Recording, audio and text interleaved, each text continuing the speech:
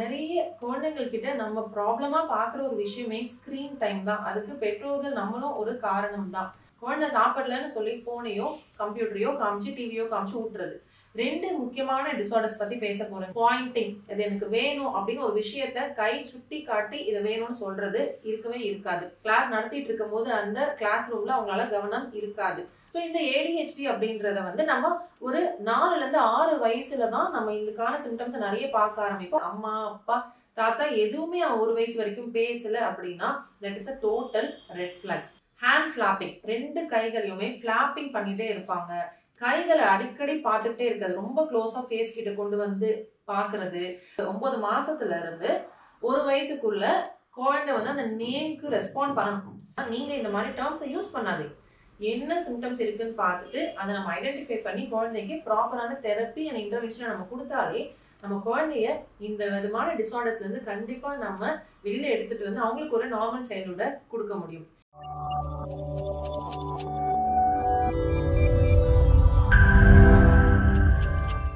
எல்லாருக்கும் வணக்கம். நான் டாக்டர் அபிநயா. நான் குழந்தைகள் நல மருத்துவர், இமயம் ஹாஸ்பிட்டல், நாமக்கல். ஸோ நம்மளுடைய யூடியூப் சேனல் இமயம் ஹாஸ்பிட்டல்ல நிறைய குழந்தைகள் நலன் பற்றின வீடியோஸை ஒவ்வொன்றா பார்த்துட்டே வரும். ஸோ அதோட வரிசையில இன்னைக்கு ரொம்ப ரொம்ப முக்கியமான வீடியோ. இதை பார்க்கறது மட்டும் இல்லாம உங்க ஃப்ரெண்ட்ஸ் அண்ட் ஃபேமிலிக்கு கட்டாயம் நீங்க ஷேர் செய்யணும்.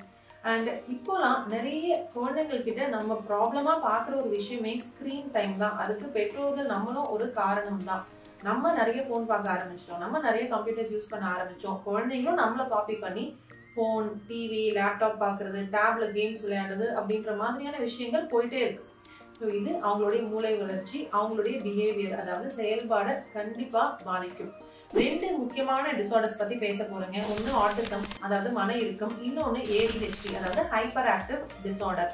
அண்ட் ரொம்ப சீக்கிரமா 12 மாசத்துக்குள்ளேயே இந்த சைன்ஸ் எல்லாம் இருக்கு, இந்த விஷயங்கள்லாம் என் குழந்தைகிட்ட இல்லை அப்படின்னு நீங்க நோட் பண்ணீங்கன்னா 1 வயசு முடியறதுக்குள்ளேயே நம்ம ஆட்டிசம் மாதிரியான டிசார்டர்ஸ் எல்லாம் இருக்கா அப்படின்றத கண்டிப்பா பார்க்க முடியும். இந்த ஏர்லி சைன்ஸ் பத்தி தான் முக்கியமா நான் பேச போறேன். ஸோ இந்த வீடியோவை கம்ப்ளீட்டா பாருங்க. So first ADHD and autism, இதுக்கு என்ன வித்தியாசம்னு பார்த்துருவோம். ஆட்டிசம் அப்படின்னு சிம்பிளா சொல்ல போனோம் அப்படின்னா இதுல ரெப்படேட்டிவான விஷயங்களை குழந்தைங்க செஞ்சுட்டே இருப்பாங்க. ரெஸ்ட்ரிக்டட் இன்ட்ரெஸ்ட் இருக்கும். அவங்களுக்கு கம்யூனிகேஷன், அதாவது தகவல் தொடர்புல பிரச்சனை இருக்கும். ஸோ குழந்தை எப்பயுமே ரொம்ப தனிமையிலேயே இருக்க மாதிரி இருப்பாங்க. அவங்களுடைய விளையாட்டு, அவங்களுடைய இன்ட்ரெஸ்ட் யார் கூடயும் பகிர்ந்து கொள்ள மாட்டாங்க. கம்யூனிகேஷன் இருக்காது. இந்த கம்யூனிகேஷன் அப்படின்னு நான் சொல்றது குழந்தை வேர்பலா, அதாவது அம்மாவை பார்த்து அம்மான்னு சொல்ல மாட்டாங்க, அப்பாவை பார்த்து அப்பான்னு சொல்ல மாட்டாங்க. அது மட்டும் இல்லாம சைகைகள், பாயிண்டிங், இது எனக்கு வேணும் அப்படின்னு ஒரு விஷயத்த கை சுட்டி காட்டி இதை வேணும்னு சொல்றது இருக்கவே இருக்காது. சிம்பிளா நான் இதை மன இறுக்கம் பத்தி, அதாவது ஆட்டிசம் பத்தி சொல்லியிருக்கேன். ஸோ இன்னொரு ஒரு டிசார்டர், அதாவது ADHD, attention deficit hyper active disorder. So இதுல 2 விதமான சிம்டம்ஸை நம்மளால பார்க்க முடியும். அட்டென்ஷன் டெபிசிட் அப்படின்னா கவனமின்மை. குழந்தை ஒரு விஷயத்துல கவனத்தை செலுத்த முடியாது. அவங்கள கிளாஸ் ரூம்ல போய் உட்கார வச்சோம்னா படிப்புல, கிளாஸ் நடத்திட்டு இருக்கும் போது அந்த கிளாஸ் ரூம்ல அவங்களால கவனம் இருக்காது. அது மட்டும் இல்லாம ஹைப்பர் ஆக்டிவிட்டி. ஸோ ஒரு இடத்துல குழந்தை உட்காரவே உட்காராது. கிளாஸ்ல போய் உட்கார வச்சிங்க அப்படின்னா சுத்திட்டே இருப்பாங்க. சின்ன சின்ன விஷயங்களை எடுத்து பண்ணிட்டு இருப்பாங்க. நோண்டுறது, பக்கத்துல இருக்கிற ஃப்ரெண்ட்ஸ் கிட்ட பேசுறது.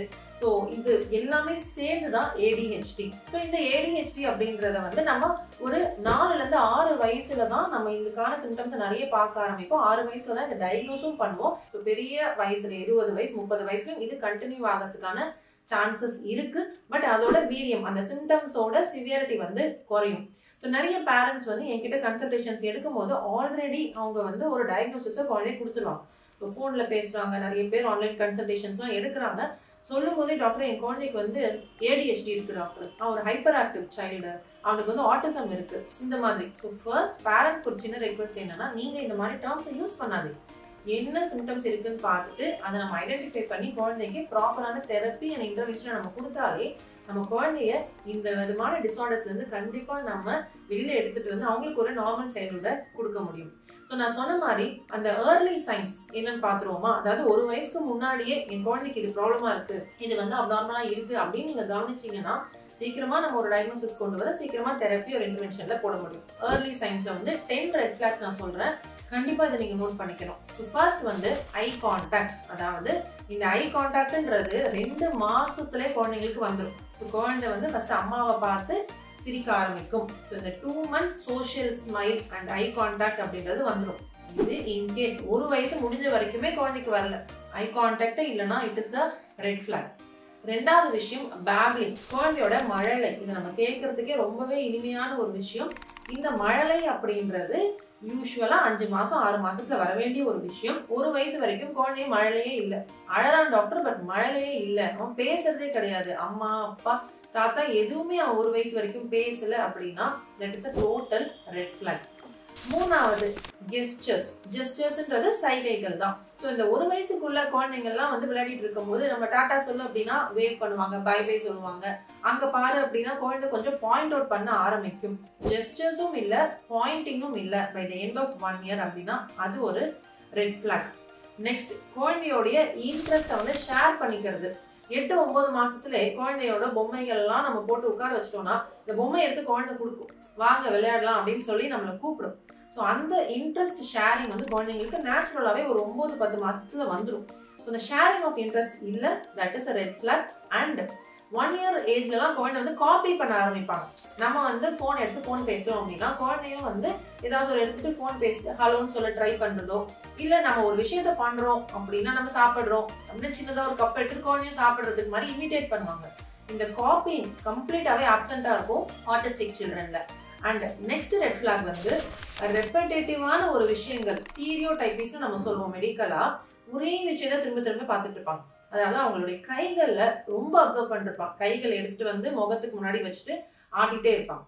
ஹேண்ட் ஃபிளாப்பிங், 2 கைகளையுமே ஃபிளாப்பிங் பண்ணிட்டே இருப்பாங்க.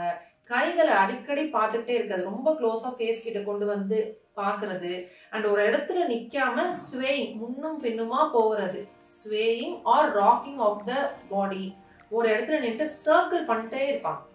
உங்களுக்கே தெரியும் சில விஷயங்கள் நார்மலா நம்ம குழந்தை பண்ணவும் தெரியும், சில விஷயங்கள் இதுன்னு ரொம்ப அப்நார்மலா என் குழந்தை பண்ணிட்டே இருக்காங்க. அந்த ஸ்டீரியோ டைப்பீஸ்ல நிறைய விதமா நம்ம பாக்குறது உண்டு.